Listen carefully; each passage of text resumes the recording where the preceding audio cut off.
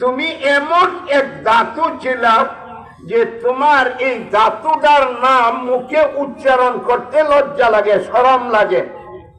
এমন এক জিনিস থেকে আমি আল্লাহ তাআলা তোমাদের নারী বানাইলাম, পুরুষ বানাইলাম, বানাইয়া তোমাদের ইজ্জত এই পরিমাণ বানাইলাম যে তোমরা আশরাফুল মাখলুকাত, সৃষ্টির সেরা। আল্লাহ তোমাদেরকে অনেক আদর করে বানাইছেন। আল্লাহু আকবার, আল্লাহু আকবার। আল্লাহ কোরআনে বলেন, ইয়া আইয়ুহাল ইনসানু মা গারাকা বিরাব্বিকাল কারীম الذي خلقك فسواك فعدلك في أي صورة ما شاء ركبك। মানুষ, তোমার যে কি সুন্দর করে বানাইছি, কি আদর করে বানাইছি, তুমি কি জানো? তুমি একটু খেয়াল করো, একটু পিছনের দিকে তাকাও। আল্লাহ তাআলার কুদরতের হাতে তোমাকে বানাইছেন, কুদরতের হাতে বানাইছেন, মানানসই করে বানাইছেন।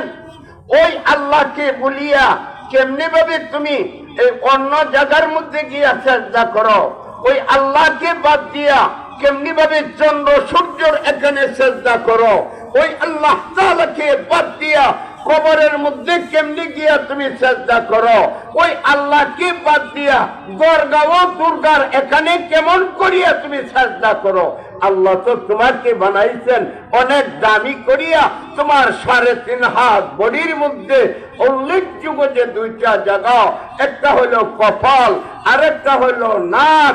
এই নাককে আল্লাহ তাআলা ভাগ্যের এই সম্মানের প্রতীক বানাইছেন, আর এই কপালটাকে ভাগ্যের প্রতীক বানাইছেন। কাবার মাটির অংশ দিয়ে তোমার এই কপালটাকে বানাইছে। আল্লাহু আকবার, আল্লাহু আকবার।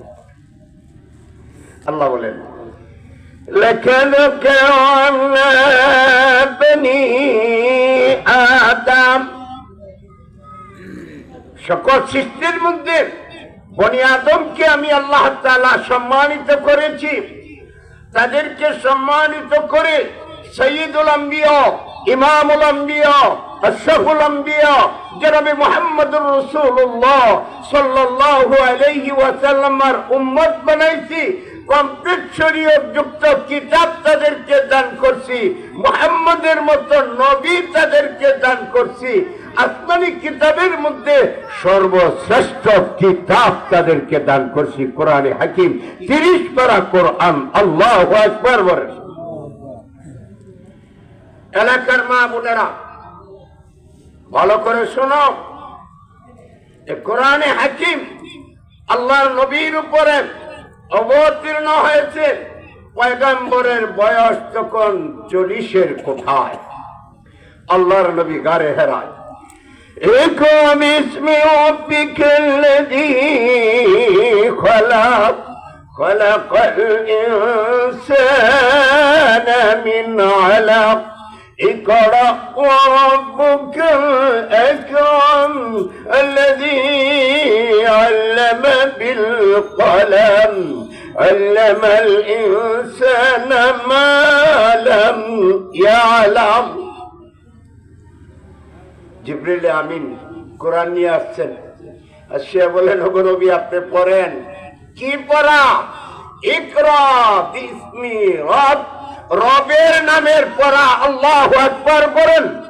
तमाम পৃথিবীতে যত বিদ্যা আছে, যত পড়া আছে, সবচেয়ে দামি পড়া রবের নামের পড়া। কার নামের পড়া? রবের নামের পড়া। রবের নামের পড়া। একটা বাচ্চা ছেলে এবং মেয়ে, তার যখন ছোট্ট বয়সে তার কর্ণকুহরে ঢুকায় দেওয়া হয়, সে যখন 2 চোখে দেখে, জবান দ্বারা উচ্চারণ করে, অন্তরে